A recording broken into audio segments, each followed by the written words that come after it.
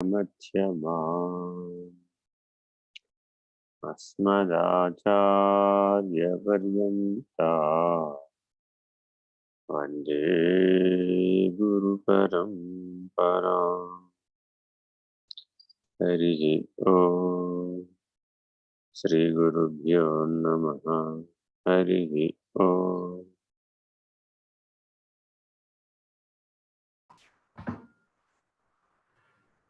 సాయిరామ్ గురువు గారు. సాయిరామ్ అండి. 19వ శ్లోకం కంటిన్యూ చేస్తున్నామండి నిన్నటి నుంచి.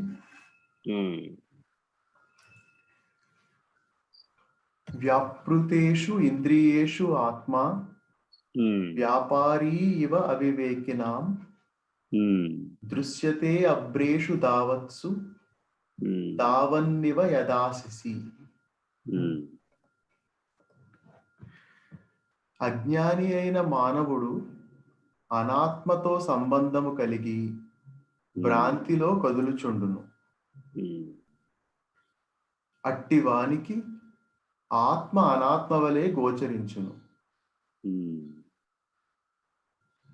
ఆత్మను గూర్చిన జ్ఞానము తనకు లేకపోవుటయే ఈ మిథ్యాజ్ఞానమునకు కారణము. ఇక్కడ ఒక విషయాన్ని గమనించాలి. ఆత్మయే అనాత్మగా కనబడదు, అనాత్మ ఆత్మగా కనబడడం అనే వేరే సమస్య. ఆత్మయే అనాత్మగా భావించబడడానికి కారణం ఆత్మ యొక్క జ్ఞానం లేకపోవడం, ఆ ఆత్మ యొక్క లక్షణాలను మనం గుర్తించలేకపోవడం. అది ఎవరైతే సాక్షిత్వాన్ని, చైతన్యాన్ని, ప్రకాశాన్ని, జ్ఞానాన్ని, ఆనందాన్ని, సత్ అనే ఉనికిని ఎవరైతే సచ్చిదానంద స్వరూపంగా నామరూప క్రియా నటనలను పక్కకు పెట్టి ఈ 5 లక్షణాలలో మనం జీవించగలిగినప్పుడు మనం ఆ ఆత్మజ్ఞానాన్ని అనుభవంగా పొందవచ్చు. ఒకటి గుర్తుపెట్టుకోవాల్సిన అంశం ఏంటంటే, జ్ఞానం అనేది అనుభవం వల్లే నిర్ణయం అవుతుంది. అంటే 2 ఉన్నాయన్నమాట. ఎక్స్ప్లెనేషన్, ఎక్స్పీరియన్స్ 2 ఉన్నాయి. గురువు గారి వలన మనకేమిటి ప్రయోజనం, ఈశ్వరుడు వల్ల మనకేమిటి ప్రయోజనం, వీళ్ళు 2 పద్ధతుల్లో నీకు ఉపయోగపడతారు. ఒకటేమిటి ఎక్స్ప్లెనేషన్, 2 ఎక్స్పీరియన్స్. ఈ రెండిటికి ఉపయోగపడతారు. అయితే ఎక్స్ప్లెనేషన్ ఇచ్చేటప్పుడు ప్రకృతి సంబంధంగా ఉన్నటువంటి సాధకుడు శిష్యుడికి తాను కూడా ప్రకృతి సంబంధంగా దిగి వచ్చినట్లుగా కనబడతాడు, ఈశ్వరుడైన గురువు అయినా. ఎక్స్పీరియన్స్ ఇచ్చేటప్పుడు మాత్రం ప్రకృతికి విలక్షణుడుగా ఉండి ఎక్స్పీరియన్స్ని ఇస్తాడు. ఎందుకని? ఈ సాధకుడు శిష్యుడు ఆ ప్రకృతికి విలక్షణంగా ఉన్నటువంటి స్థితికి లేవనెత్తబడాలి కాబట్టి. ఎక్స్ప్లెనేషన్ ఇచ్చేటప్పుడు మాత్రం ఇంద్రియాలని, ప్రకృతిని వాడినట్లే కనబడతాడు, ఉపయోగించినట్లే కనబడతాడు, దిగి వచ్చినట్లే కనబడతాడు. ఈ సత్యాన్ని మనం గుర్తుపట్టాలన్నమాట. ఎందుకని అంటే, సాధకుడిలో ఇప్పుడు అజ్ఞానం 2 స్థాయిల్లో. ఏమిటది? ఆత్మనే అనాత్మ అనుకోవడం. అంటే ఎటువంటిదంటే, దేవుడు ఎవరయ్యా అంటే గుళ్ళో ఉన్న విగ్రహమే దేవుడు, విగ్రహమే దేవుడు అనటం లాంటిది. సృష్టి అంతా ఈశ్వరుడే అయి ఉన్నాడు కాబట్టి గుడి కూడా దేవుడే, విగ్రహం కూడా దేవుడే, నువ్వు కూడా దేవుడే. ఇది తత్వజ్ఞానం. అయితే ఆ స్థితిలో ఉండాలి. మరి విగ్రహమే దేవుడు అంటే ఏమైంది అప్పుడు? ఏ విగ్రహాన్ని ఎవరు ఎలా ఆశ్రయిస్తే అంతవరకే ఆ పరిమితులు ఏర్పడిపోయింది. అనంతము, అఖండము, అవ్యయము, అచింత్యము అయినటువంటి ఈశ్వరుణ్ణి మనం ఇప్పుడు ఏం చేశాం? దేవాలయంలో ఉన్న విగ్రహానికి పరిమితం చేశాం. 6 అడుగులున్న వెంకటేశ్వర స్వామి విగ్రహాన్ని 6 అంగుళాల విగ్రహంగా నీ పూజా మందిరంలో పెట్టుకున్నాం. అక్కడ చదివిన సుప్రభాతం, అక్కడ చదివినటువంటి వెంకటేశ్వర ప్రపత్తి, మంగళహారతులు, మంగళ శాసనాలు ఇత్యాదులు ఎన్నైనా నువ్వు ఇంట్లో కూడా అర్చనల రూపంలో అదే వెంకటేశ్వరుడికి అర్పించవచ్చు. అక్కడ 6 అడుగులు, ఇక్కడ 6 అంగుళాలు. ఇప్పుడేమనుకున్నాడు, ఈ తాను నిత్యార్చన చేసే ఈ అర్చామూర్తి అయినటువంటి ఈ 6 అంగుళాల వెంకటేశ్వర విగ్రహం దైవం అనుకున్నాడు. ఇప్పుడు మనవడికి సందేహం వచ్చింది, ఈ 6 అంగుళాలు కరెక్టా, దైవమా, ఆ 6 అడుగులు దైవమా అని సందేహం వచ్చింది. అడిగాడు. ఇప్పుడు వాడికి ఎలా చెప్పాలి మరి అంటే, మనం ఎంత దూరం నుంచి చూస్తే ఈశ్వరుడు అంత చిన్నగా కనబడతాడు. నక్షత్రాలు ఉన్నాయి, ఎంతో సుదూరం నుంచి వాటి కాంతిని వెలువరిస్తూ ఉంటాయి. అంత దూరం నుంచి కాంతిని వెలువరించినప్పుడు అవి కేవలం ఒక చిన్న అణుస్వరూపంగా కనబడినట్టు ఆకాశంలో మిణుకుమంటూ కనబడుతుంది. అవి ఏదో ఆకాశంలో మిణుకుమంటున్నాయి కదా అని అతి చిన్నవి అనుకుందామా? సూర్యుడి కంటే మిలియన్ల రెట్లు పెద్దవి అవి. సూర్యుడి కంటే, మరి భూమి కంటే బిలియన్ల రెట్లు పెద్దవి. మనకంటే అసలు లెక్కడానికి వీలు కాదు, అంత పెద్దవి. అందువల్ల ఒక భూమి మీదే ఏదో ఒక 40% భూమి మీద 800 కోట్ల మంది మానవులు జీవిస్తున్నారు. మరి ఇలాంటి భూములు కొన్ని మిలియన్లు పడతాయి సూర్యుడిలో, అలాంటి సూర్యుళ్ళు కొన్ని బిలియన్లు పెడతారు నక్షత్రాలలో.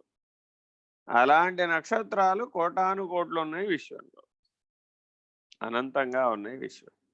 ఇంత విశ్వవ్యాపకమై ఉన్నటువంటి పరమాత్మ, ఉత్తమ పురుషుడు, పరబ్రహ్మ,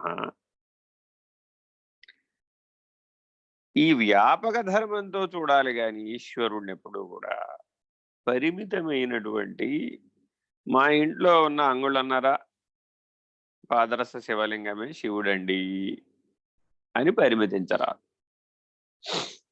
నేను పూజించే నా మెడలో ఉన్నటువంటి లింగకాయ మాత్రమే ఈశ్వరుడండి అని అనరాదు.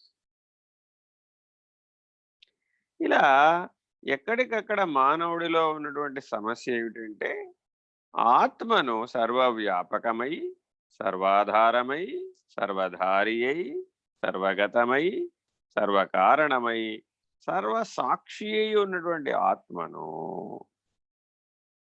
అణుస్వరూపానికి దించి పరిమితత్వంతో మాత్రమే పరిమితించటం. ఇప్పుడు ఏమైపోయింది ఇలా అవడం వలన? తాను తలుపులు తెరిస్తేనే దేవుడున్నాడు. అది గర్భగుడైనా అంతే, ఇంట్లో పూజా మందిరమైనా అంతే. ఈ దృష్టికి కట్టుబడిపోయాడు. పూజా మందిరం తలుపులు మూసేసి ఏ పనైనా చేసేయచ్చు. తలుపులు తీస్తే అమ్మో దేవుడు చూస్తున్నాడు అనే భావనకి లోనయ్యాడు.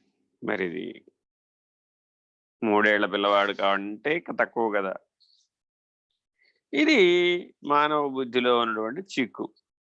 ఆత్మని అనాత్మగా భావించడం, సర్వవ్యాపకమై ఉన్నటువంటి ఆత్మను, సర్వసాక్షి అయిన ఆత్మను పదార్థగతమైనటువంటి అనాత్మగా, పరిమితంగా, అత్యంత పరిమితంగా భావించవద్దని లేదు. అణువు నుంచి మహత్ వరకు వ్యాపకమై ఉన్నదే ఆత్మ, సందేహం లేదు. కానీ పరిమితించడం వలన అది అనాత్మగా తోచింది. ఇంకో చిక్కొచ్చింది. ఇప్పుడు ఇలా అభ్యాసం చేయగా అసలు స్వరూప జ్ఞానం మరుపుకుపోయి అనాత్మయే ఆత్మగా స్థిరపడిపోయాడు. ఎంతగా స్థిరపడిపోయాడంటే, తాను ఏవి పెట్టుకుంటే ఆ గీతల మధ్యలో ఈశ్వరుణ్ణి పరిమితించడం మొదలుపెట్టాడు. ఏమనుకుంటున్నావో, రాత్రికి అమ్మతో మాట్లాడి నీ సంగతి తెలుస్తా అంటాడు. ఏమిటి తెలిసేది? కాబట్టి ఇంతగా పరిమితించబడిపోతాడు, రాగద్వేషాలలోకి పరిమితించబడిపోతాడు. తాననుకున్న కర్మఫలంలోకి ఈశ్వరుణ్ణి పరిమితించేస్తాడు. తాననుకున్నది తీరితేనే ఈశ్వరుడు ఉన్నాడు అంటాడు. తాను అసలు తన ఉనికికి కారణమైన వాడు ఈశ్వరుడు అన్నది మరుపుకుపోదు. తన జనన మరణాలు ఈశ్వరుడి చేతిలో ఉన్నాయనే సంగతి మరుపుకుపోదు. తాను సాధించినటువంటి పరిమిత జ్ఞానపు విశేషాలనే ప్రాథమ్యంగా భావిస్తాడు. ఇది అనాత్మనాత్మగా భావించడం. మొదటి సమస్య ఎక్కడి నుంచి పుట్టింది? ఆత్మను అనాత్మగా భావించడం. అలా అభ్యాసం చేయగా అజ్ఞాన అభ్యాసం వలన ఆత్మ మరుపుకొచ్చేసింది, స్వరూప జ్ఞానం వచ్చేసి అనాత్మయే ఆత్మగా స్థిరపడిపోయాడు. ఇంకా మామూలే జనన మరణ చక్రం. ప్రతిరోజు ప్రయత్నం చేస్తూ ఉంటాడు, ప్రతి పూట ఆవేశం వస్తూ ఉంటుంది. ఆ ఆవేశం రావడానికి ఏదైనా కారణం కావచ్చు, ఆ క్రోధం కలగడానికి ఏదైనా కారణం కావచ్చు. ఇది కారణం అని చెప్పడానికి వీల్లేదు. ఒక తుమ్ము కారణం కావచ్చు, లేదంటే ఒక గడ్డి పరక కారణం కావచ్చు. పూర్వం నా చిన్నప్పుడు చూసేవాడిని. ఒక పని మీద వెళుతున్నారనుకోండి, పిల్లవాడు ఎవడైనా తుమ్మాడు అనుకోండి, తుమ్ముని ఇలా ఆపుకుంటారు. తుమ్ముని ఆపితే హార్ట్ అటాక్ వస్తుంది. అందువల్ల సహజ ప్రక్రియలను ఎప్పుడూ కూడా నిరోధించరాదు. ప్రత్యామ్నాయం నీవు కాసేపు 1 నిమిషం ఆగి వెళ్ళొచ్చు, ఏముంది దాంట్లో, నీకు అది అబ్జెక్షన్ అనిపిస్తే. కాబట్టి జాగ్రత్తగా గమనించుకోమని అర్థం వీటన్నింటిలో. ఆ గమనింపు జ్ఞానం సరిగా ఉండాలి. ఆత్మని మరీ తుమ్ము స్థాయికి దించేయకూడదు అనమాట. ఏమంటే తుమ్మేటప్పుడు ఆత్మవి కాదా అంటే అది అర్థం లేదు. కాబట్టి విచారణ వైపరీత్య జ్ఞానాన్ని ఎప్పుడు సంతరించుకోకూడదు. లక్ష్యాన్ని విడిచి పక్కకి రాకూడదు. లక్షణ స్థితిలోనే ఉండాలి. అందుకని ఎప్పటికప్పుడు జ్ఞాన మార్గంలో విచారణ చేసేవాళ్ళు గుర్తుంచుకోవలసిన అంశం ఏమిటంటే, అది విపరీత జ్ఞానాన్ని సంతరించుకోకూడదు. అనగా ఆత్మను అనాత్మగా భావించడం కానీ, అనాత్మయే సర్వకాలం ఉన్నది అదే ఆత్మ అని స్థిరపడటం కానీ, ఈ 2 విపరీత జ్ఞానాలు. విచారణలో తోచేటటువంటి విపరీత జ్ఞానాలు. వీటిని ముందే నివర్తించేస్తున్నారు ఇక్కడే. ఎందుకంటే ఇది చివరికి వెళ్లే కొద్ది బాగా బలపడిపోయి నామ రూప క్రియలు మాత్రమే సత్యం అనేటటువంటి నిర్ణయానికి వచ్చేస్తాడు. ఇంకేమంటాడంటే, మరలా అసలు పుట్టిపోవడమే లేదు, పునర్జన్మే లేదు, ఈ శరీరమే ఆఖరు, ఓసారి పుట్టాడు కాబట్టి వాడు ఎట్టయినా బతికేసి ఎట్టయినా చచ్చిపోతే ఇంకా మళ్ళా జన్మే లేదు, ఇదే జన్మరాహిత్యం, ఇదే చివరి జన్మ, మానవుడిగా పుట్టడమే చివరి జన్మ. అంటే మిగిలిన జీవరాశులకు పునర్జన్మ ఉందా? వీడికి ఒక్కడికే లేదా? అసలు దేనికి పునర్జన్మే లేదు. ఒకసారే పుట్టుక ఒకసారే పోవడం అన్నది ఓ సిద్ధాంతం. ఇంకో సిద్ధాంతం ఉంది, అజాతవాదం అని. అసలు నువ్వు పుట్టలేదురా నాయన దగ్గర మొదలు పెడుతుంది ఈ అజాతవాదం. అచల సిద్ధాంతంలో దివాళ చెప్పేవాళ్ళు కూడా ఈ రకరకాల సిద్ధాంతాల జోడీకరణలో సంస్కృత పాఠంగా ఉన్న శివరామ దీక్షితీయం కాలాంతరంలో అనేక రకాలైనటువంటి పతన స్థితికి చేరుకుని చివరికి అది నిరీశ్వరవాదం వైపు మొగ్గు చూపే దిశగా పరిణమించేస్తుందని మలయాళ యతీంద్రులు వ్యాఖ్యానించారు. అందుకని సనాతన ధర్మంలో ఇవన్నీ భాగం. ఉపనిషత్తుల్లోనే చెప్పారు. ఈ అజాతవాదం గురించి ఉపనిషత్తుల్లో ఉంది, ఆ అచల సిద్ధాంతం గురించి కూడా ఉపనిషత్తుల్లో ఉంది. అది పరమును పరాత్పరము నిర్ణయించే పద్ధతి. అంతేగాని అక్కడి దాకా ఎదగనటువంటి వాళ్ళని సరాసరి గనక మనం ప్రవేశపెడితే ఈ విపరీత జ్ఞానం వచ్చే అవకాశం. అనాత్మని ఆత్మగా భావించడం, ఆత్మని అనాత్మగా భావించడం. అందుకని చాలా జాగ్రత్తగా జ్ఞాన మార్గంలో నిర్గుణ పద్ధతిని నడిచేటప్పుడు, నిరాకార పద్ధతిని ఆశ్రయించేటప్పుడు రెప్పపాటు చాలు పరమపద సోపాన పటంలో మొదటి స్థానానికి రావడానికి. చదవండి. ఆత్మ అనంతము, అనంతమైన ఆత్మయందు క్రియాశీలత్వమునకు ఆస్కారము లేదు. అంతే. ఆకాశం ఏమైనా చేస్తుందా అని అడిగా. మిగిలిన 4 భూతాలకు అవకాశం ఇవ్వడం తప్ప అది నిష్క్రియ, ఏమీ చేస్తున్నట్టు కనపడదు.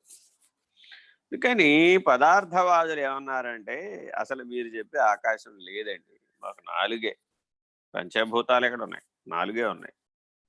కదిలే వాయువు, తాగుతున్న నీళ్లు, ఎండగడుతున్న అగ్ని, మండింపజేస్తున్న అగ్ని, ఆధారంగా ఉన్న భూమి, ఈ 4 క్రియాశీలకంగా ఉన్నాయి. ఇవే పనిచేస్తున్నాయి సృష్టిలో.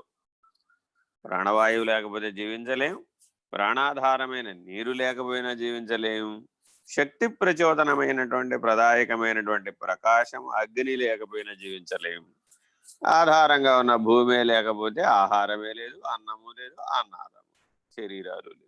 కాబట్టి 4 ఉన్నాయి. అసలు మీరే 5వది కల్పించారు. అసలు ఇది ఆధునిక విజ్ఞానం ఆశ్రయించినటువంటి వాళ్ళు బోధించేది. సరే బాబు, ఐనోస్ఫియర్, స్ట్రాటోస్ఫియర్, మెసోస్ఫియర్ అని నువ్వేదో రకరకాల వాతావరణపు పొరలను పెట్టుకున్నావు కదా, అంత మేరకే గాలి ఉంది కదా, దాని అవతల వాయు సంచాలనం ఎందువల్ల లేదు? దాని అవతల శబ్దగ్రాహ్యత ఎందుకు లేదు? దాని అవతల వెళితే మానవుడు ఎందుకు బతకడు? ఇలాంటి ప్రశ్నలు ఉత్పన్నం అయితే, ఏ ఆవరణ మేరకు ప్రాణవాయు సంచాలనం పరిమితించబడిందో ఆ ఆవరణకే ఆకాశమని పేరు.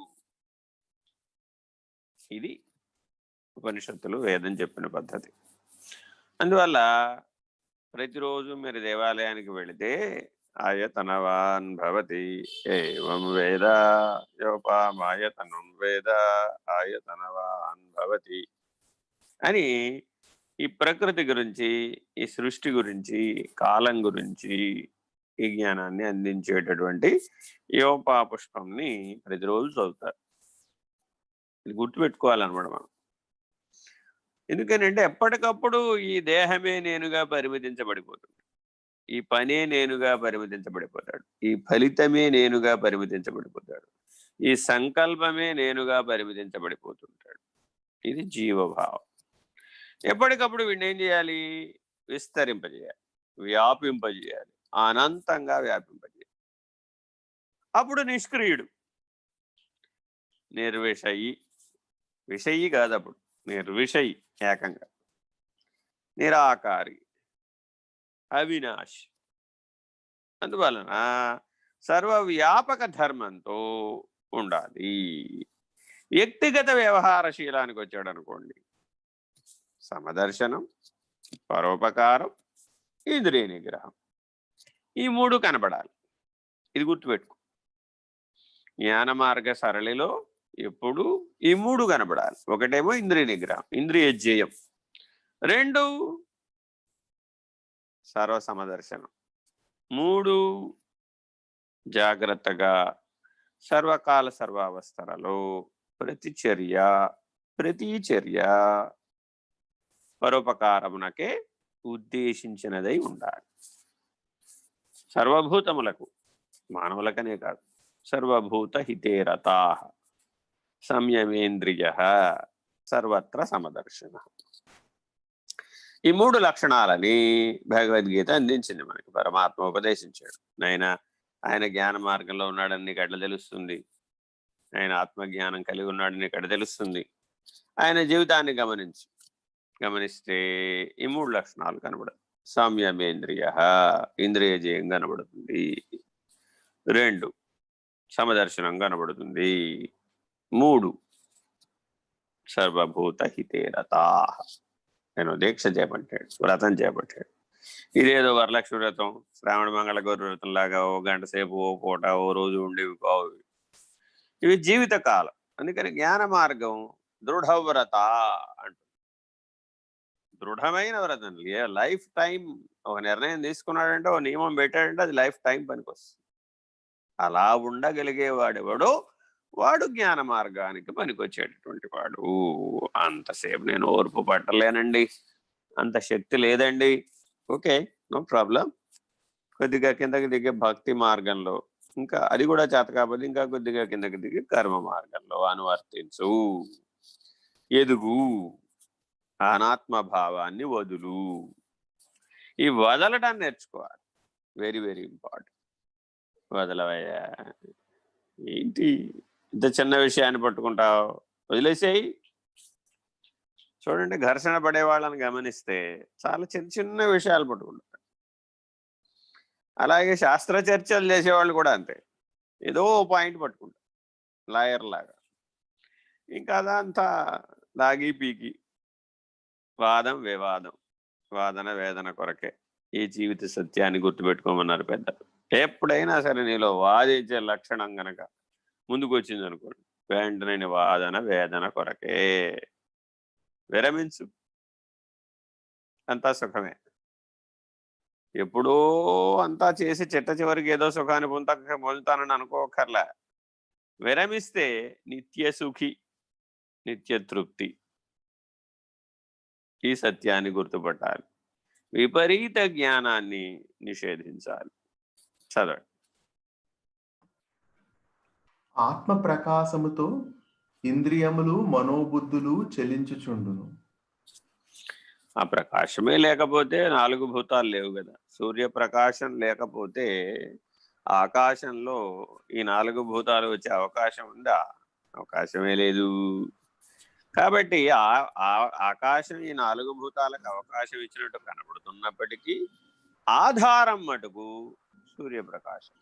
అలాగే పంచకోశాల్లో అన్నమయ కోశం నుంచి ఆనందమయ కోశం దాకా వ్యవహారం కనబడుతున్నప్పటికీ ఈ వ్యవహారం అంతా ఆత్మ యొక్క ప్రకాశం ఆధారంగానే ఉన్నది. ఈ సత్యాన్ని మనం గుర్తించాలి. అజ్ఞాని యొక్క మానవుడు ఈ సత్యమును ఎరుగని వాడై దేహేంద్రియ మనోబుద్ధులలో జరుగు వ్యాపారములను ఆత్మకు ఆపాదించును. పొరపాటు ఎక్కడ జరిగిపోతుందంటే అజ్ఞానం వలన ఆత్మకున్న లక్షణాలను తెచ్చి దేహేంద్రియ మనోబుద్ధులకు ఆపాదించేశాడు. ఆపాదించాడే కానీ అది సత్యం కాదు. ఇది గుర్తుపెట్టుకోవాలి. మనోచలనమును ఆత్మచలనముగా భావించును.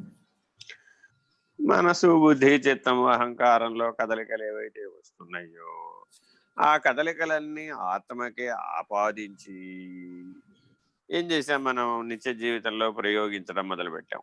వాడు పుణ్యాత్ముడండి, వీడు పాపాత్ముడండి, వీడు దురాత్ముడండి. ఇలాగా ఈ ఆత్మశబ్దాన్ని దేనికైనా జోడించడం మొదలుపెట్టేశాం. ఇవన్నీ మనోరూప చలనములు కదా. ఈ ద్వంద్వ రూప ప్రవృత్తి కదా ఇదంతా. ఈ ద్వంద్వానుభవ ప్రవృత్తి ఆత్మకు లేదు కదా. అది నిష్క్రియం కదా, నిరాకారం కదా, నిర్విషయం కదా, అవినాశి కదా, నిర్మలం కదా అనేటటువంటి స్ఫురణతో చూడాలి. అంతేగాని సంకల్పాలకు ఆత్మను జోడించరాదు. ఇంద్రియ కదలికలను ఆత్మ కదలికగా మోపబడును. ఏదో చేత్తో దానమో ధర్మమో చేశాడు అనుకోండి, ఆ చేతికి ఆపాదించాలా లేదంటే మనసుకు ఆపాదించాలా? దాన బుద్ధి కలిగినందుకు మనసుకు ఆపాదించాలా లేకపోతే అలా నిర్ణయం చేసినటువంటి బుద్ధికి ఆపాదించాలా? అలా నిర్ణయం చేసిన బుద్ధిని అనుమతించినటువంటి అహంకారానికి ఆపాదించాలా? ఇవేమీ కాదండి, ఆధారంగా ఉన్న ఆత్మకు ఆపాదించాలి.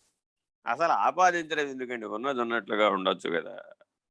ఈ జాగ్రత్తగా గమనించి విరమించాలన్నమాట. అంతేగాని ఇంద్రియ ధర్మాలను ఆత్మకు ఆపాదించరాదు. అది నిష్క్రియము, అవ్యవహారి, అవినాశి. ఆత్మ అద్వయము అచలము.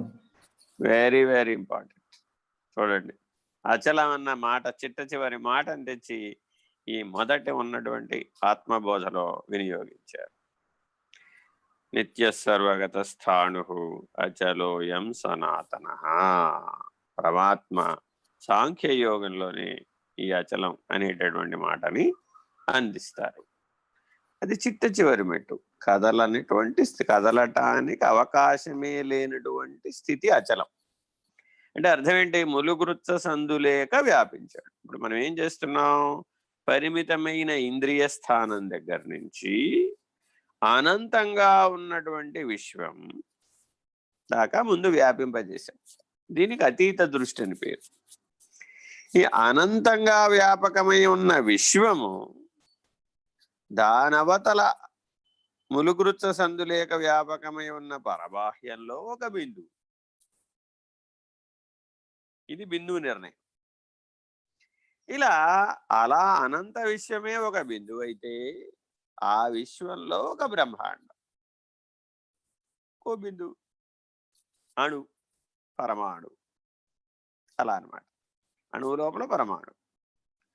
అలాగే ఈ పరమాణువు గనక విస్ఫోటనం చెందింది, బ్రహ్మాండంలో నక్షత్రం పేలింది. పేలితే ఏమైంది? కొన్ని గ్రహాలు వచ్చినాయి. ఆ గ్రహాల మీద ఆ సూర్య ప్రభావం చేత పంచభూతాలు, పంచతన్మాత్రలు ఏర్పడ్డాయి. అలా ఏర్పరిచినటువంటి ఈశ్వరుడు ఇప్పుడు అణువునంది పరమాణువుని ఎవరు ఏర్పరిచారు?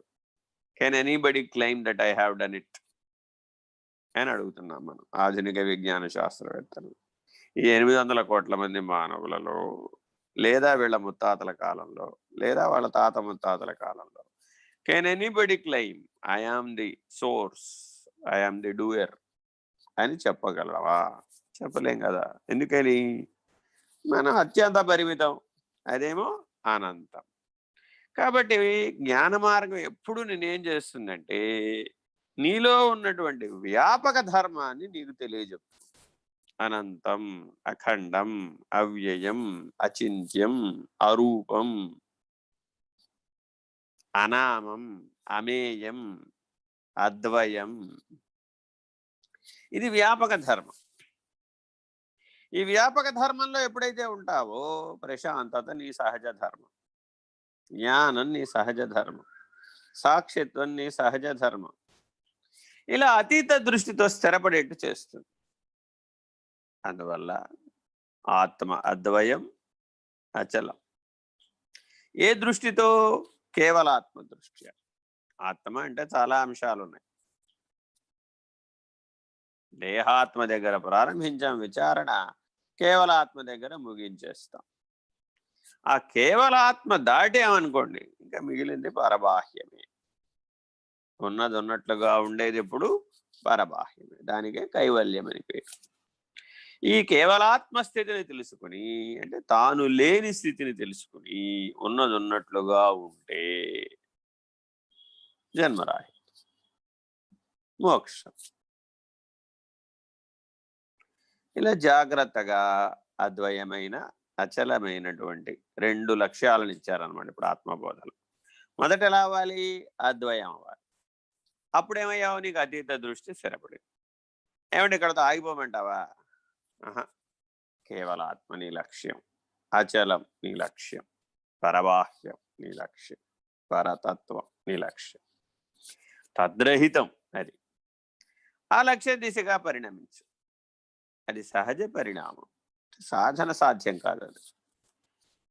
అందువల్ల ఎందుకంటే అక్కడ ఇంద్రియాలు లేవు కదా. మరి జాగ్రత్తగా బ్రహ్మనిష్ట నుంచి పరబ్రహ్మ నిర్ణయానికి, పరాత్పర నిర్ణయానికి పరిణమించడమే అచల సిద్ధాంతం. ఈ పరిణామం పూర్తి అయిపోయింది, పరబాహ్య నిర్ణయం అయిపోయింది. ఇంకప్పుడు వాడికి ఏ పరిణామం లేదు. ఎందుకని? ఉన్నది ఉన్నట్లుగా ఉన్నది ఎప్పుడు అజాతము, పుట్టలేదు. పరబాహ్యమునకు పుట్టుక లేదు. విశ్వం ఒక కాలంలో వచ్చింది, ఒక కాలంలో ఉన్నది, ఒక కాలంలో పోయింది. పరబాహ్యం కాలాతీతం. సర్వం శూన్యంలో వచ్చింది, కొంతకాలం ఉంది, సృష్టి స్థితి లయాలకు గురైంది, మరల శూన్యంలోకే పోయింది. పరబాహ్యం శూన్యాతీతం.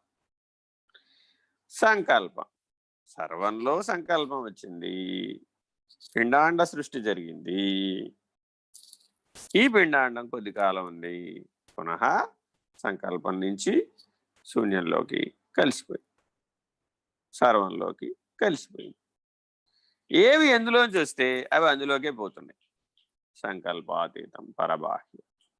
ఇలా పరబాహ్యాన్ని సంకల్పాతీతంగా, శూన్యాతీతంగా, కాలాతీతంగా నిర్ణయించబడినప్పుడు అచలమై ఉన్నది. అది ఉన్నది అంతే, ఉన్నానని చెప్పుటకు వీలు కాక ఉన్నది.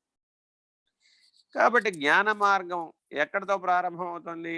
అద్వయ నిర్ణయంతో ప్రారంభమవుతుంది, అచల నిర్ణయంతో ముగిసిపోతుంది. ఇది జ్ఞాన మార్గం యొక్క అవధి. కర్మ మార్గం దేంతో మొదలైంది? శరీర ధారణతో మొదలైంది. శరీర ధారణ అవుతూనే కర్మ మార్గం మొదలైపోతుంది. శరీరం విడిచేసాం, ఇంతే సంగతులు, ఇక కర్మ లేదు, ఏది లేదు. ఇది కర్మ మార్గం. భక్తి మార్గం ఇది ఎక్కడితో మొదలవుతుంది? మనస్సు. మనసు ఈశ్వరాయత్తం అయిన దగ్గర నుంచి భక్తి మార్గం మొదలవుతుంది. ఎక్కడితో ముగిసిపోతుంది? త్వమేవాహంతో ముగిసిపోతుంది. నీకు నాకు భేదం లేదు నాయనా అనే నిర్ణయం పొందడంతో ముగిసిపోతుంది. యోగ మార్గం. ఈ యోగ మార్గం దేంతో మొదలవుతుంది? తనలో తాను బహిర్ముఖం నుంచి అంతర్ముఖంలోకి తిరగడంతో ప్రారంభమవుతుంది, ఆత్మ సాక్షాత్కార జ్ఞానంతో ముగిసిపోతుంది. ఇలా సాధనల యొక్క అవధులను తెలిసి ఆచరించాలి. ఇది గురువు యొక్క ప్రయోజనం.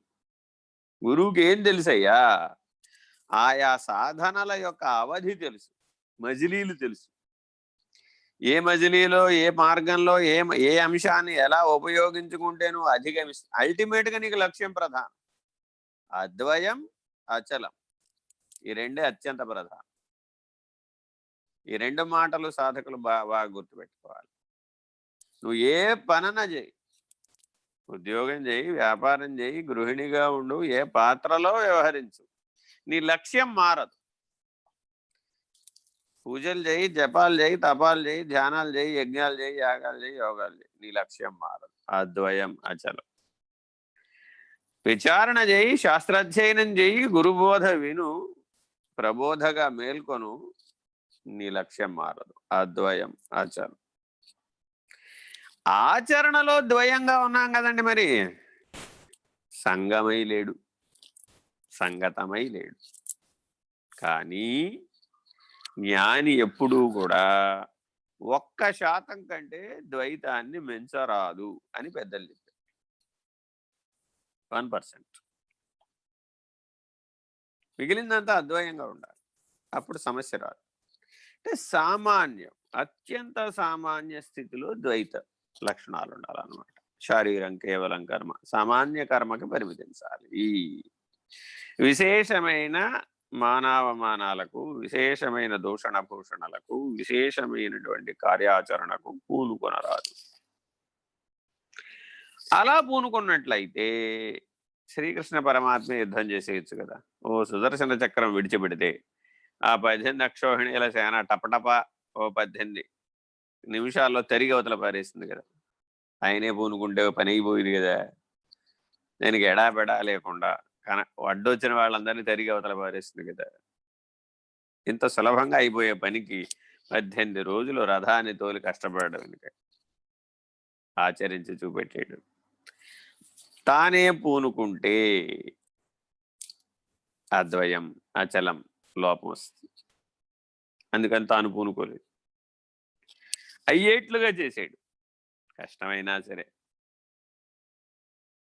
చాలా జాగ్రత్తగా ఆచరణలో ఎలా ఉన్నాం అన్ని గురుపీఠాలలో మనం గమనించాలన్నమాట. ఇది అన్ని చోట్ల ద్వంద్వానుభవం, ద్వైధీభావ ప్రవృత్తికి శాంతం కింది స్థాయికి వచ్చేస్తుంది.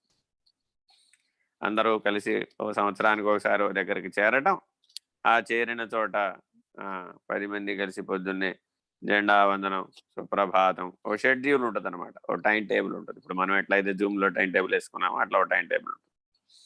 పొద్దున్నే సుప్రభాతం, ఆ తర్వాత గురు పూజ, ఆ తదుపరి గురు సత్కారం, ఆ తదుపరి భోజనం, ఆ తదుపరి సాయంత్రం 3కో 4కో బోధ, 1 గంట సేపు, 4:30కి హారతి, 5 గంటలకి విరమణ. జెండాని అవనతం చేయటం. పొద్దున 5కి ఎగరేస్తారు, సాయంత్రం 6కి 5కి దించేస్తారు. ఇది అన్ని చోట్ల జరిగే ఆరాధనా కార్యక్రమం. అన్ని గురుపీఠాలలో ఇలాగే ఓ సంవత్సరం ఎక్కడెక్కడో ఉన్న పక్షులన్నీ ఓ సంవత్సరానికి ఒకసారి వస్తాయి, ఓ దగ్గర కూర్చుంటాయి, ఇలా చేస్తాయి, వెళ్ళిపోతాయి. కొంతమంది 2వ రోజు కూడా ఆ రాత్రికి అక్కడే ఉండి విశ్రమించి మర్నాడు కూడా ఆ కార్యక్రమం జరుపుకుని భోజనాలు అయిన తర్వాత బయలుదేరుతారు. సో ఓవరాల్గా గమనిస్తే అద్వయం అచలంగా జరుగుతుందా మన జీవితం? ద్వైత భావంతో జరుగుతుందా అని అనుక్షణం పరిశీలించుకోవాలి. నా సంకల్పాన్ని నేను అనుష్ఠిస్తున్నానా, ఈశ్వర సంకల్పాన్ని, దైవీ ప్రణాళికని నేను అనుసరిస్తున్నానా, ఇది గమనించుకోవాలి. నిల్లెలముడు అమ్మంటుంది, ఏది ఇచ్చినా వాడేగా ఇచ్చాడు. ఏది ఇచ్చినా వాడే ఇచ్చినప్పుడు మధ్యలో నువ్వేవాడు అవునంటానికి కాదంట. కానీ చేసేది వాడే, చేయించేది వాడే, అనుభవిస్తున్నది కూడా వాడే అని నువ్వు ఊరకుండొచ్చు కదా. ఇది అద్వయం. అచలం, అచలం దృష్ట్యా చూసామనుకోండి, అసలు ఏదీ లేదు, పుట్టుకే లేదు, సృష్టి లేదు, విశ్వమే లేదు. ఎందుకని? అఖండంగా అనంతంగా ఉన్న పరబాహ్యంలో అనంత విశ్వం రెప్పపాటు, అణుస్వరూపం, బిందు స్వరూపం, అంతే. దాంట్లో నుంచి అంతా వచ్చింది, మరలా దాంట్లోకి అంతా పోతుంది. జాగ్రత్తగా అందుకని ఈ అద్వయ లక్షణాన్ని, అచల స్థితిని, అద్వయమేమో లక్షణం, అచలమేమో స్థితి, జ్ఞాన మార్గానికి ఈ 2 పట్టుకొమ్మలు, ఈ 2 మాటలు చదవ. ఆత్మను సాక్షి అని నిర్వచించుటకు కూడా వీలు పడదు. అయిపోయింది.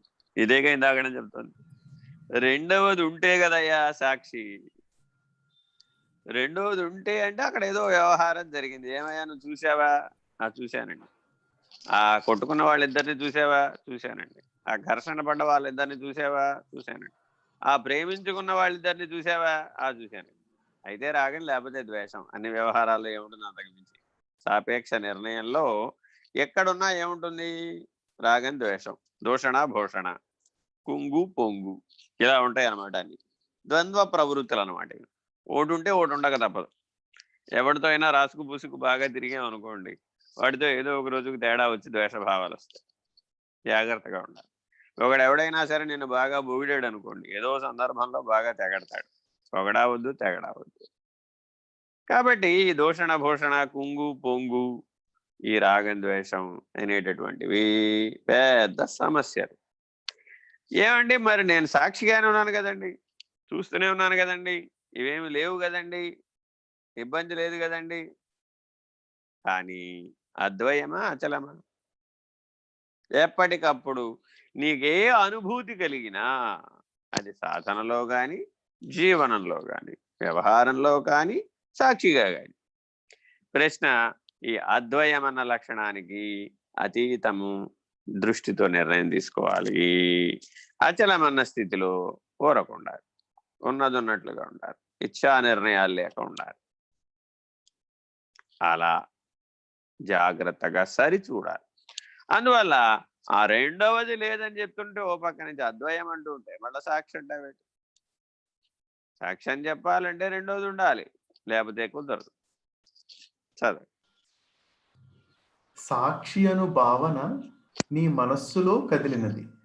అంటే మనసులోనే కదా ద్వంద్వ ప్రవృత్తి, దానికి సాక్షి, అది కూడా అదే.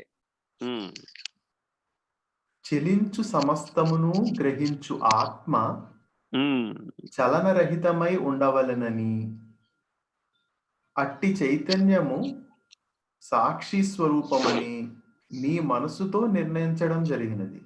అంటే జాగ్రత్తగా నువ్వు గమనిస్తున్నావు అనమాట. కదిలేదాన్ని, కదలని దాన్ని, రెండింటినీ గమనిస్తున్న దాన్ని.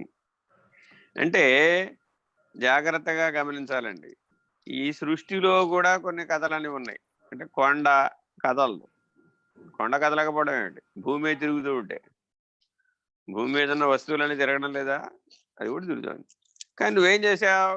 సాపేక్ష న్యాయంతో చూసావు. నువ్వు కదులుతున్నావు. నీ చుట్టుపక్కల ఉన్నటువంటి కదలగలిగేటటువంటి శక్తి ఉన్నటువంటి జీవులన్నీ కదులుతున్నాయి. కానీ కొండ కదలటం లేదు. నువ్వు పుట్టినప్పటి నుంచి చూస్తున్నావు, కొండ కదలలేదు.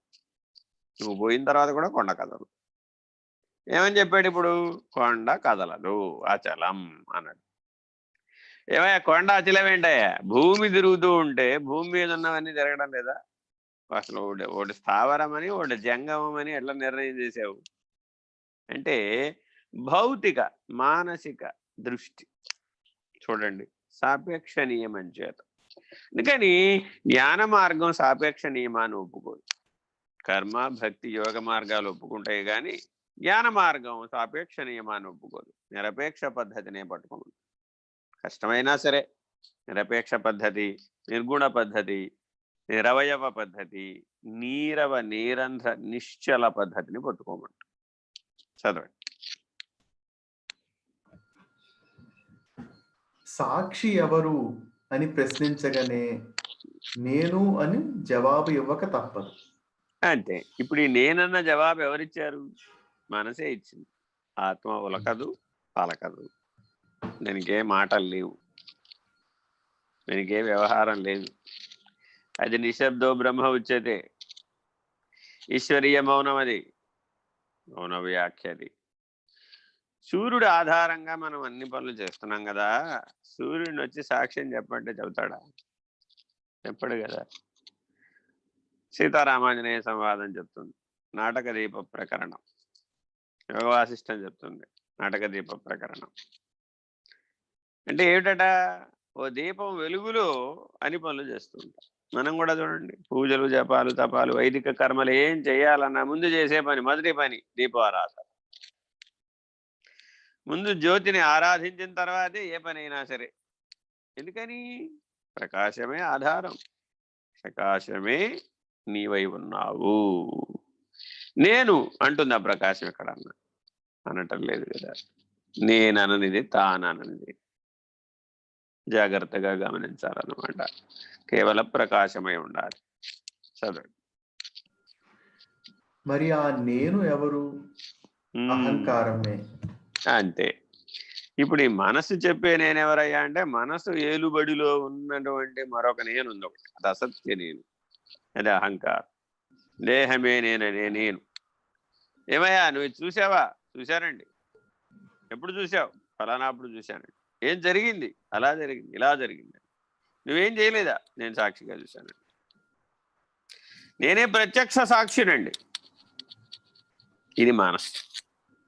ఈ చెప్పే నేనెవరు? అహంకారం. ఏరా వాడు కొడుతూ ఉండగా చూసావా నువ్వు? చిన్నపిల్లలు అడుగుతారు టీచర్లు, వీడండి వాడినండి అలా అన్నాడండి, వాడండి వీడండి ఇలా అన్నాడండి, వీడేమో వాడిని కొట్టాడండి, వాడేమో వీడిని తిట్టాడండి అని మూడో పిల్లాడు చెప్తాడు. నువ్వేం చేసావురా? చూస్తూ ఉన్నాను. నేనే ప్రత్యక్ష సాక్ష్యం అండి. చిన్నపిల్లల కథలు, జనన నుంచి మరణం దాకా అంతా పిల్లల ఆటలు. ఈ ప్రత్యక్ష సాక్ష్యాలు, ఈ మనసు చెప్పే సాక్ష్యాలు, మనస్సాక్షి, బుద్ధి సాక్షి, అహంకారం, ఇవన్నీ పిల్లల ఆటలు. అహం రహితమే జ్ఞానం, పరిమితత్వ రహితమే రాహిత్యమే జ్ఞానం, కైవల్యమే జ్ఞాన లక్ష్యం. సరే, ఈ అహంకారము మనస్సులో జనించు భావనయే. అంతే కదా. అది కూడా ఒక భావన. నేనన్నది బలంగా ఉంటుందన్నమాట. ఎప్పటికప్పుడు తాను గుర్తించేవాళ్ళు, తనను గుర్తించే వాళ్ళతో ఈ అహంకారం పోల్చి చూసుకుంటూ ఉంటుంది. ఏమనుకుంటారో, ఎవరేమనుకునేది, నా పక్క వాళ్ళు ఏమనుకుంటారో, నన్ను గుర్తించిన వాళ్ళు ఏమనుకుంటారో, నేను గుర్తించే వాళ్ళు ఏమనుకుంటారో, నీ ప్రపంచం అంతా వాళ్లే కదా. ఈ అహంకారం ఎప్పుడు వీళ్ళ చుట్టూనే తిరుగుతూ ఉంటుంది. నేను గుర్తించేవాళ్ళు, నన్ను గుర్తించేవాళ్ళు. ఎక్కడికి పోయారో వీళ్ళంతా? చిన్న నిద్రలో. ఎక్కడికి పోతారో? పెద్ద నిద్రలో. ఎక్కడికి పోయారు? సృష్టి స్థితి లయాలలో. ఎక్కడికి పోయారు? దానవతల అనంత విశ్వం ఉన్నారా? ఇది ఇదంతా అహంకారం చేసేటటువంటి భ్రాంతి, భ్రమ, విభ్రమ. కనుక మనస్సులో జరిగే నిర్ణయాలేవి ఆత్మ కానేరవు. అంతే కదా మరి. ఈ మనస్సు పరిధిలో జరుగుతున్నటువంటి ఆలోచనలు కాదు, వ్యవహారము కాదు, నిర్ణయము కాదు. ఆత్మను నిర్వచించలేని అయోమయ స్థితిలో, నిర్ణయించలేని అజ్ఞాన పరిధిలో ఆత్మను వివరించుటకు ప్రయత్నించగానే అనాత్మ లక్షణాలను ఆత్మయందు ఆరోపించడం జరుగుతున్నది. అది సంగతి. ఎప్పుడైతే స్వరూప జ్ఞానం లేదో, స్వరూప జ్ఞాన లక్షణాలు తెలియవో, స్వాత్మగా ఉండటం రాదో, ఇప్పుడు ఏం చేశాడు? ఈ మనసు, బుద్ధి, చిత్తము, అహంకారంలో కదులుతూ ఉన్నటువంటి కదలికలని ఆత్మగా ఆపాదించేశాడు, ఆరోపించేశాడు. ఏం చేసేసాడు? దానివలన ఈ లక్షణాలే అన్ని ఆత్మకున్నాయి అన్నాడు. అది వచ్చింది చిక్కు. కర్మ మార్గంలో పెద్ద చిక్కు ఇదే. అక్కడ ఏదో పని చేయాల్సిందే, ఏదో సత్కర్మ చేయాల్సిందే. దుష్కర్మ వాడి ప్రేరిత స్వభావం వల్ల దుష్కర్మైనా చేస్తాడు. ఈ సత్కర్మ దుష్కర్మలు రెండింటిని బట్టి దేనికి కట్టించాడు ఇప్పుడు అంటే ఆత్మ కట్టించేశాడు. ఇంకేం చేశాడు? ఇలా బ్రహ్మ ప్రళయ పర్యంతము చేస్తూ ఉండాల్సిందే. అసలు బ్రహ్మే సృష్టి చేయడమే కర్మ అండి బాబు. బ్రహ్మ కర్మ సమారభే సంకల్పంలోనే చెప్తాడు. సృష్టి చేయడమే మొదటి కర్మరా నాయన. ఏమిటి? పంచభూతాలు తయారవడమే సృష్టి. పంచ తన్మాత్రల నుంచి పంచభూతాలను ఏర్పరచడమే చతుర్ముఖ ప్రజాపతి చేసినటువంటి కర్మ. అది బ్రహ్మకర్మ. అందుకని మండపారాధన అనేటటువంటి కార్యక్రమం ద్వారా ఈ విషయాన్ని ఎక్స్ప్లెయిన్ చేస్తారు. స్వయం బ్రహ్మమయో భూత్వా, నేను బ్రహ్మస్థానంలో కూర్చోబెడతాడు. కూర్చోబెట్టి మధ్యలో బ్రహ్మాండం అనేటటువంటి కలశాన్ని ప్రతిష్ఠిస్తాడు. అందులో ఉదకాన్ని పూరిస్తాడు. అందులో పైన నారికేళాన్ని పెడతాడు, పూర్ణఫలాన్ని పెడతాడు. దానికి పైన ఎర్ర రంగు వస్త్రాన్ని పెడతాడు, రజోగుణ ధర్మం.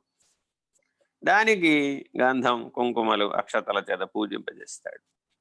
దానికి కింద ఆధారంగా బియ్యం, తండులములు పోస్తాడు. ఒకప్పుడు వడ్లు పోసేవాళ్ళు, తర్వాత ఇప్పుడు బియ్యం పోస్తున్నారు. సరే, ఏటైనా అన్వయం పర్వాలేదు. జ్ఞాన మార్గం జాగ్రత్తగా నవగ్రహాలని, వాళ్ళ అధిదేవతల్ని, వాళ్ళ ఇత్యాదులందరినీ, పంచీకరణలో చెప్పిన అధిష్టానాలన్నీ ఇంటిని అక్కడికి ఆహ్వానిస్తాడు. వాళ్ళందరినీ వాటి వాటి స్థానాల్లో కూర్చోబెడతాడు, వ్యవహరింపజేస్తాడు.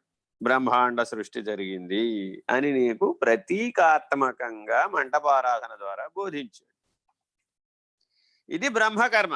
ఆయన చేసిన పని ఇది, ఇంతకు మించి ఏం చేయలేదు. ఈ బ్రహ్మకర్మ మరి ఇది సమిష్టి కదా. వాస్తవానికి అక్కడ సుబ్బారావు ఉన్నాడా, అప్పారావు ఉన్నాడా? లేడు. అధిష్టాన దైవతములు మాత్రమే ఉన్నాయి. కేవలమైనటువంటి పిండాండములు లేవు.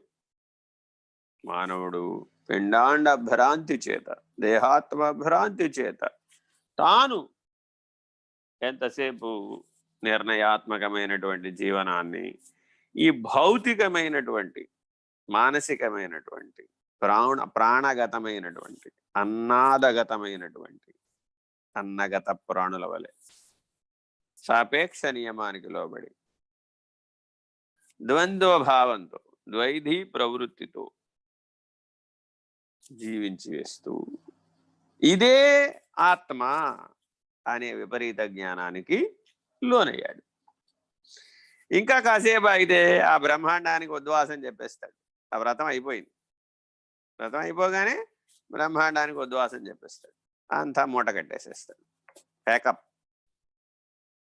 మరి ఈయనెవరు? అది కూడా బ్రహ్మకర్మే. సృష్టి స్థితి లయాలు మూడు బ్రహ్మము యొక్క కర్మయే అని చెప్పడం అక్కడ ప్రతీకాత్మక బోధ. దాంతో పని అయిపోయింది. ఫినిష్డ్. ఎవరు ఏర్పరిచారో స్వయం బ్రహ్మమయో భూత్వ, వాడిలో నుంచే సృష్టి వచ్చింది, వాడిలోనే ఉంది, వాడిలోనే కలిసిపోయి. ఇది బ్రహ్మం. నువ్వెవరు ఇప్పుడు? సత్యనారాయణ వ్రతం అయిపోతే నువ్వెవరివి? బ్రహ్మము. అదే సత్. సన్నిష్ట.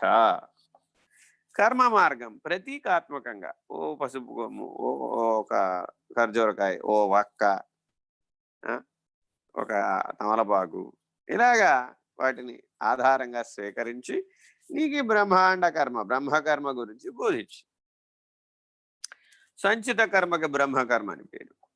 ఇప్పుడు ఎక్కడ పోగొట్టాలి? ఆగామి దగ్గర పోగొట్టాలా, ప్రారంధం దగ్గర పోగొట్టాలా, బ్రహ్మకర్మ అయినటువంటి సంచితం దగ్గర పోగొట్టాలి.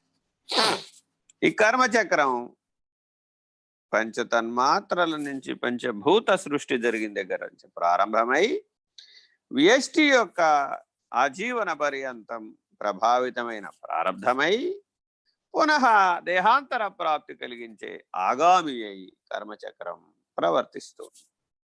నీవు బ్రహ్మజ్ఞానాన్ని పొందినప్పుడు మాత్రమే, అద్వయం అచలం అనేటటువంటి నిర్ణయ క్రమాన్ని తెలిసి అలా ఉన్నప్పుడు మాత్రమే, బ్రహ్మజ్ఞానం చేత మాత్రమే కర్మచక్రాన్ని దాటగలుగుతాడు. లేకపోతే దాటలే, అసాధ్యం. అందుకని విద్యలలోకెల్లా రాజ విద్య బ్రహ్మ విద్య, ఆత్మ విద్య. అందుకని ఆత్మానం అవధారయే, ఆత్మబోధో విధీయతే, ఆత్మానం రాజవత్సదా. ఇలాంటి ఉపదేశాలని చాలా జాగ్రత్తగా తగిన ఉపమానాలతో అద్వయం అచలం అనే నిర్ణయాన్ని పొందే దిశగా ఆత్మబోధ అందిస్తున్నది. హరి ఓం. శ్రీ గురుభ్యో నమః. హరి ఓం. పూర్ణమదః పూర్ణమిదం పూర్ణాత్ పూర్ణముదచ్యతే పూర్ణస్య పూర్ణమాదాయ పూర్ణమేవావశిష్యతే. ఓం తత్సత్. ఓం శాంతి శాంతి శాంతి. హరి ఓం. శ్రీ గురుభ్యో నమః. నారాయణ నారాయణ.